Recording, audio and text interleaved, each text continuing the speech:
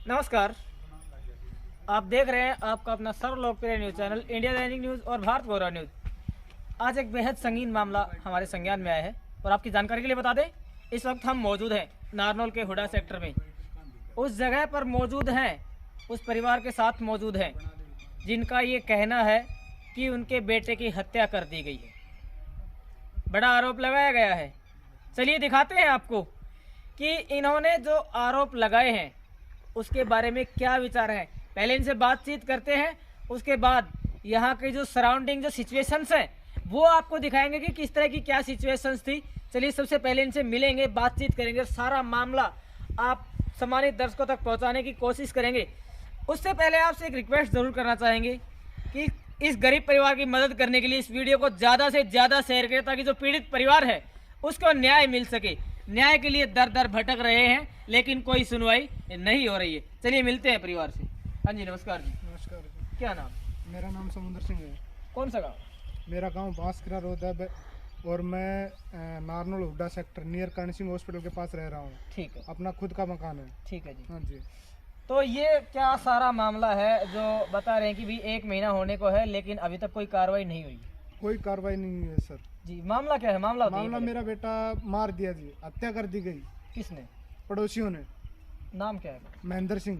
महेंद्र सिंह। आप कैसे कह सकते हैं हत्या कर दी? हत्या कर दी क्योंकि किसी प्लॉट के कारण है। दूसरा कोई भी नाम लो। ठीक। और पड़ोसी दूसरा 2 बच्चों के माँ बाप दिनेश और उसकी माता कांता देवी, प्रेम देवी, इन्होंने मेरे बेटे को किसी रंजिश के कारण मार दिया सर। क्या रंजिश थी? रंजिश एक छोटा सा प्लॉट के। देखिए आप एक तो कंट्रोल रखो, जो बात रखना है आप। चलिए, और बता रहे हैं मैं अपने साथी से कहूँगा जरा घुमाकर दिखाएं कितनी एज थी जी लड़के की, ये बताइए आप। मेरा नाम गीता है। नहीं, लड़के की एज कितनी? हाँ, ये बता रहे हैं, सही बता रहे हैं। मेरा नाम गीता है। मैं प्रियांशु की मम्मी हूँ। जी मेरे बेटे की उम्र 12 साल थी। जी वो 7वीं में पढ़ता था, माता मरियम स्कूल में पढ़ता था। जी जी जी और मेरा बेटा बिल्कुल ठीक ठाक था। जी। मेरे 12 बजे भी बात हुई मेरे बेटे से, 12:30 बजे भी बात हुई। बच्चों के साथ खेल रहा हूँ मम्मी। ठीक है। और 1:30 बजे भी बात हुई मेरी, जब बोला कि मम्मी मैं मैगी पास्ता बना के खा चुका हूँ मम्मी। ठीक है। मेरा बेटा 1:30 बजे तक बिल्कुल ठीक ठाक था। ठीक है। यहाँ के पड़ोसी ये बोलते हैं कि घुर बना रहा था और उसमें चला गया और दब के मर गया। ये बिल्कुल गलत है। मारने वाले शातिर इंसान यही हैं, यही है। ये महेंद्र है और वो दोनों बच्चे हैं और उनके पेरेंट्स, इनकी मिलीजुली सरकार है। ठीक। इन्होंने एक अपने छोटे से सुख के लिए एक जमीन के टुकड़े के वजह से मेरे बच्चे को मार दिया। 5 साल हो गए थे इनको यहाँ रहते रहते। ये सोचे कि हम यहाँ पे कब्जा करें। 15 दिन हो गए लड़ाई करते करते, अभद्र शब्द बोलते हुए। किससे करते हैं लड़ाई? हमसे करते हैं। अच्छा अच्छा। मेरे बच्चों को लताड़ कर भगा देते हैं ये हैं? कहते हैं बावरिया का है, चल यहाँ से भागिए यहाँ से। एक सोची समझी साजिश के द्वारा ही मेरे बच्चे को मारा है इन्होंने। आज के दिन बातचीत कर ली जाए तो हर बार पढ़ा लिखा है, लेकिन आखिर सबसे बड़ा सवाल ये खड़ा होता है कि आखिर हम कब निकलेंगे जातिगत भावनाओं से ऊपर, कब उठेंगे, कब हमारे अंदर जो जातिगत भावनाओं को लेकर जो भी थिंकिंग है वो क्रिएट होकर आखिर कब बाहर आएगी। आखिर असल में हमारा समाज कब होगा शिक्षित, कब निकलेगा जाति की बेड़ियों से बाहर। कहा गया है कि निम्न जाति का होने के कारण उनको ताने दिए जाते थे। ये कहा जाता था कि बावरिया है, या जो भी वर्ड यूज किए जाते थे। एक बहुत ही घिनौनी सोच है, क्योंकि पढ़ा लिखा होने के बावजूद भी अगर आप जातिगत विचारधारा से बाहर नहीं आते हैं तो आपसे अनपढ़ बहुत बेहतर है। आइए और बातचीत करते हैं। हाँ जी। और फिर जब मैं अपने बेटे को यहाँ पर छोड़कर गई थी, जी यहीं पर ही, यहाँ पे आप सामने देख सकते हैं, यहाँ पे 12 बजे से लेकर रात के 9 बजे तक बैठे रहते थे यहीं पर ही। ठीक है। उसी दिन ही नहीं बैठे, अपने बच्चों को लेकर आना। 8:15 बजे अपने बच्चे को छोड़कर आती थी, 2:15 बजे लेकर आती थी, 3 बजे 3:15 बजे पड़ोसी, अगले पड़ोसी भी इसी रास्ते को इस्तेमाल करते थे, इसी रास्ते से आया जाया करते थे। लेकिन उस दिन इन्होंने आंख में पट्टी बांध कर कह रहे थे हम यहाँ पे थे ही नहीं, ये यहीं पर ही थे। और यही गुनाहगार हैं, यही कातिल हैं, यही इन्होंने मेरे बच्चे को मारा है। अरे खरीदनी है तो खुद जमीन खरीदो ना। मुझसे इनकी वाइफ यूं कहती है, तू पता करके बता ये जमीन कितने में बेचेंगे। अरे मैं क्यों पता करके पूछूं, खुद ही पूछ लो।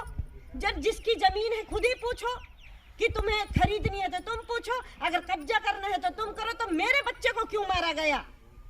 आस औलाद वाली ये नहीं, अरे खुद पे बीतेगी जब पता चलेगा, जब खुद की अपनी औलाद जाएगी यहाँ से। बेरहमी से मारा है मेरे बेटे को। क्या इस संबंध में जो पुलिस के उच्च अधिकारी हैं उनसे बातचीत आपकी हुई है? मेरी एसपी सर से बात हुई है सर। ठीक है। मैंने एसपी सर से पूरी बात मैंने बता दी है कि सर मेरे बेटे के कातिल 2 घर हैं, एक महेंद्र सिंह का घर है, दूसरा दिनेश उसके परिवार वालों का। दोनों बच्चे खेल रहे थे, उन दोनों बच्चों को कुछ भी नहीं आई। उन दोनों बच्चों के आज के क्यों वो उच्च कोटि के हैं और एक हम एससी वर्ग से हैं, इसलिए क्यों कि हमें जीने का हक नहीं। तो ये भी बातचीत कर लेते हैं। जिस समय आप रेवाड़ी से आए तो क्या आपको आपका बच्चा यही मिला था? नहीं सर, जब मैं यहाँ पर आई तो हमारा बच्चा यहाँ पे नहीं था। मैं अपने भाई के साथ आई थी, भाई को वहाँ पे भेजा मैंने पड़ोस में। बेटा पूछ कर बताओ, भैया पूछ कर बताओ कि भाई बेटा कहाँ है। तो यहाँ की लेडीज मेरे भाई के सामने क्या कहती है कि क्या नाम है, आ गई यहाँ पर दोबारा से, फिर गई नहीं हॉस्पिटल में। बता तो दिया इसका बच्चा मर चुका है और हॉस्पिटल में नहीं गई है और यहाँ पर आई है। इनके ये शब्द थे बोलने के। अच्छा। तो आपकी गैर मौजूदगी में पुलिस प्रशासन के द्वारा सबको उठाकर ले जाया गया? मेरे बेटे को इन पड़ोसियों द्वारा ही बच्चों को उठवाया गया है। इन पड़ोसियों ने ही फ़ोन किया और इन पड़ोसियों द्वारा ही मेरे बच्चों को पुलिस के हवाले कर दिया गया। मैं नहीं थी, ना मेरा हस्बैंड था, ना मैं थी, ना हमारा घर का कोई और सदस्य, ना मेरे सास ससुर, ना मेरे कोई गांव वाले, कोई नहीं था।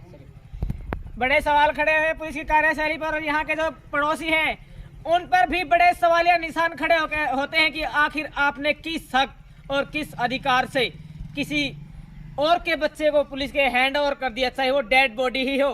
इसी के साथ साथ पुलिस प्रशासन की कार्यशैली पर भी बहुत सवालिया निशान खड़े होते हैं, क्योंकि जब तक परिवार नहीं आया था तो बॉडी को हाथ लगाया कैसे, बॉडी को यहाँ से ले जाया गया, उन लोगों के द्वारा सुपुर्द किया गया जिनका उस बच्चे से कोई सरोकार नहीं था, कोई लेना देना नहीं था, परिवार के साथ लड़ाई झगड़ा करते थे, जातिगत ताना देते थे। और बावजूद इसके सबसे बड़ा सवाल यह भी खड़ा होता है कि पुलिस को सूचना किसने दी और आने के बाद। चलिए एक बार और बातचीत कर लेते हैं, एक तो बहुत जरूरी है। क्या यहाँ से जब पुलिस प्रशासन डेड बॉडी को कलेक्ट करके लेके गया तो आपसे संपर्क किया गया था? जी नहीं, बिल्कुल भी संपर्क नहीं किया गया मेरे पास में। क्यों? क्योंकि मेरे पास तो मोबाइल था नहीं, मेरा मोबाइल मेरे बेटे के पास था। जी जी जी, ठीक है, मेरे हस्बैंड के पास करना चाहिए था, लेकिन मेरे हस्बैंड के पास भी कोई इन्फॉर्म नहीं किया गया। और फिर जब मेरे बेटे को लेकर भी चले गए, जब मेरे पास मोबाइल आ गया, पुलिस आई, पुलिस अधिकारी कोई भी आया, यूँ नहीं बोला कि हम आ रहे हैं, आपको सूचित किया जाता है कि आप भी यहाँ पर आ जाइए, ऐसा कुछ नहीं है। क्या आपके बच्चे के पास मोबाइल था? मेरे बेटे के पास मोबाइल था। तो उनके मरने के बाद वो मोबाइल आपको कहाँ से बरामद हुआ? मुझे अंदर पड़ा हुआ मिला और मेरे बेटे की चप्पल एक बाहर थी और एक अंदर थी। जब आप यहाँ पहुँचे तो क्या हालात थे, क्या कुछ देखा आपने यहाँ पर? मैंने हालात देखा, पड़ोसियाँ बैठे हुए थे, कोई भी उठकर मेरे पास नहीं आया कि बहन जी आपके बच्चे को लेकर चले गए। खड़े होके वहीं पर बैठ के नज़ारा देखते रहे, कौन आ रहा है कौन जा रहा है। बड़े शर्म की बात है, कौन से समाज में जी रहे हैं हम, किस मेंटेलिटी के साथ जी रहे हैं? क्योंकि कहते हैं कि पड़ोसी ही पड़ोसी की ताकत होता है, लेकिन जब ऐसे पड़ोसी हों तो कहाँ ताकत और कहाँ एकता। क्योंकि जिस परिवार में एक बच्चे की डेथ हो गई, इंसानियत के नाते जरूरी नहीं समझा कि आकर के उनके दुख सुख में शरीक हों या फिर उनका ढांढस बंधाएं, यानी कि बातचीत तक करना जरूरी नहीं समझा, दूर से ही बता रहे हैं, बैठे नज़ारा देखते रहे। ऐसे में एक सबसे बड़ा सवाल ये भी खड़ा होता है कि इंसानियत ऐसा लगता है कि शायद मर चुकी है। इंसान के लिए धन दौलत जमीन जायदाद यही सब कुछ सबसे बढ़कर है, इससे आगे कुछ भी नहीं है। चलिए अंतिम बार इनसे एक बार और 2-4 सवाल है वो करते हैं और जो जानकारी है वो जुटाते हैं। कितने तारीख की ये घटना है? ये 19 दिसंबर की घटना है सर। अच्छा, और आज होगी 11 जनवरी 12 जनवरी, यानी कि एक हफ्ते बाद 1 महीना हो जाएगा। तो कोई कार्रवाई नहीं हुई है अभी तक? 25 दिन हो गए सर। अच्छा अच्छा अच्छा, कार्रवाई मैं कोई 2 नहीं। बार एसपी सर से मिल चुकी हूँ, ठीक है। एसएचओ सर से भी मिल चुकी हूँ। उन्होंने मुझे दिलासा दिया है, बोला बेटा जरूर कार्रवाई करेंगे, लेकिन एसपी की तरफ से मुझे लताड़ ही मिली है। उन्होंने यही बोला मेरे को कि तेरे एक बच्चे के पीछे उन दोनों बच्चों को गिरफ्तार करूं। मैं नहीं गिरफ्तार कर सकता। ये किन्होंने बोला आपको? ये मुझे एसपी सर ने बोला। अच्छा अच्छा अच्छा। मैंने भी ये भी बोला कि सर मेरा एक ही एक लड़का था, जीने की चाह नहीं, मैं जी के क्या करूंगी। वो कहते मर जा, मेरे को कोई फर्क नहीं पड़ता, जो तेरी 12वीं 13वीं है वो करके आ जा। कौन सा अधिकारी है जो ऐसा बोल रहा है? ये एसपी सर बोला। एसपी ने बोला है? एसपी ने बोला। कब बोला है, कब मिले थे आपको? ये मैं 20 तारीख को मिली थी। 20 तारीख को? 21 को दिसंबर को। 19 दिसंबर का वो दिन जब एक परिवार से इकलौता चिराग छीन लिया गया, और आज 12 जनवरी हो चुकी है, 25 दिन बीत चुके हैं, लेकिन अभी तक परिवार के द्वारा जो आरोप लगाए गए, कहा जा रहा है कि हत्या की गई है, हत्याकांड से पर्दा नहीं उठ पाया है। आखिर कब होगी मामले की असल सच्चाई की जांच, कब लोगों के सामने असल सच्चाई आएगी? चलिए मैं अपने जो साथी है उनसे कहूंगा कि वो जगह भी आपको दिखा देते हैं जहां पर बता रहे हैं कि उस बच्चे की मौत हुई है। देखिए, बड़ा ध्यान से देखना, ये जगह है, थोड़ा नजदीक से दिखाइए आप। एक 12 से 13 साल का बच्चा और इतना सा गड्ढा, क्या वाजिब है, क्या मुमकिन है कि इतने गड्ढे में दब करके किसी बच्चे की मौत हो जाए? कितनी कुछ हाइट दीजिए आपके बच्चे की? 4.5 फुट की हाइट थी मेरे बेटे की। मैं तो सरकार से यही गुहार लगाती हूँ, दोषियों को पकड़ो, इनको गिरफ्तार करो। अभी तक गिरफ्तार नहीं हुए, ये घूम रहे हैं ऐसे। गिरफ्तार करो, मेरी गुहार लगाती हूँ, मैं सरकार से गुहार लगाती हूँ, इनको गिरफ्तार करो, जल्द से जल्द गिरफ्तार करो।